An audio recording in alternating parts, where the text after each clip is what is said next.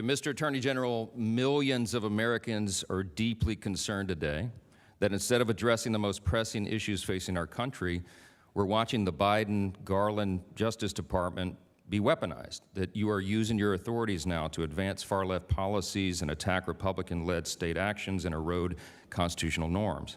The most recent case in point has been brought up this morning. Your memorandum directing the FBI and other Department of Justice officials to get involved in local school board debates. It concerns us that it was issued just 5 days after the National School Board Association sent a letter to President Biden which referred to concerned parents as the equivalent of, quote, domestic terrorists and perpetrators of hate crimes, unquote. Given the timing of all this, your memo appears to have been motivated by politics more than any pressing federal law enforcement need. This is concerning to us, and it's worthy of investigation. It also concerns us that your actions may have been motivated by your family's financial stake in this issue. Published reports show that your son-in-law co-founded a company called Panorama Education. We now know that that company publishes and sells critical race theory and so-called anti-racism materials to schools across the country. And it works with school districts nationwide to obtain and analyze data on students, often without parental consent. On its website, the company brags that it's surveyed more than 13 million students in the U.S. It's raised $76 million from powerful investors, including people like Mark Zuckerberg, just since 2017. My first question is this: are you familiar with Title V of the Code of Federal Regulations, which addresses the rules of impartiality for executive branch employees and officials? I am very familiar with it, and I want to be clear once again that there's nothing in this memorandum which has any effect on the kinds of curriculums that are taught or the ability of parents to complain about the kinds of... I understand your position on the free speech of parents. It is wait just a minute. The question is, the thing that has concerned many of those parents that are showing up at these school board meetings, the very basis of their objection and their vigorous debate, as you mentioned earlier, is the curricula, the very curricula that your son-in-law is selling. So to millions of Americans, I mean, my constituents, I was home all weekend, I got an earful about this. They're very concerned about that. Subpart E of that federal regulation says an employee of the executive branch is discouraged from engaging in conduct that's likely to affect the financial interest of someone close to them. Your son-in-law, your daughter, clearly meets that definition.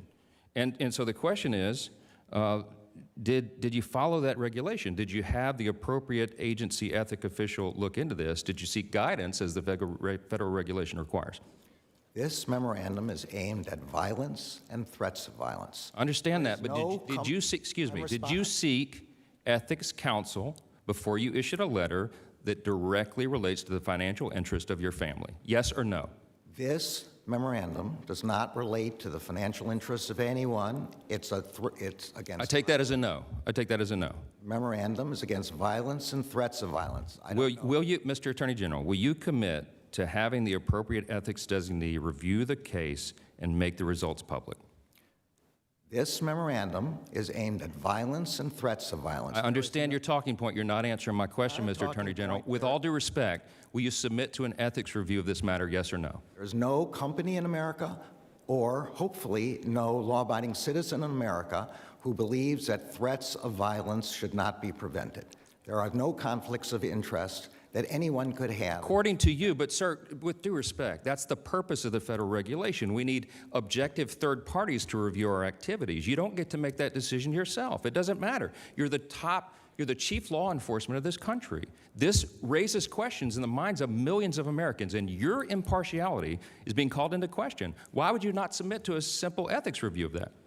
I am exquisitely aware of the ethics requirements. But you're not following them. I have followed them and lived with them for the last 25 years. Did you seek an ethics review of this or not? I'm going to say again, there are no conflicts of interest involved when the Justice Department... Okay. According to you, I got that. I'm not trying to be disrespectful, but you are not respecting our rules, our constitutional norms, and the federal law that directly applies to your activities. This is a great concern. This is why people are losing faith in our institutions. They're losing faith in this Department of Justice. And you and I both know, as constitutional attorneys, that if the people lose their faith in our system of justice, if they lose their faith in the idea that justice is blind, that there are not two standards, that there's one standard of the law, and that everybody. Time of the gentleman has expired.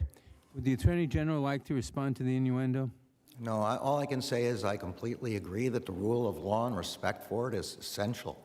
And I will always do everything possible to uphold that and to avoid any kind of conflict of interest. But you will not submit to an ethics Time of inquiry. the gentleman has expired. Well, I would just point out, Time of the gentleman has it wasn't innuendo, it was a question. Thank you. It was a question. Question is And the out of editorial time? comments from the chair about Mayor, other people's questions is not the appreciated by Attorney this side of the General. aisle.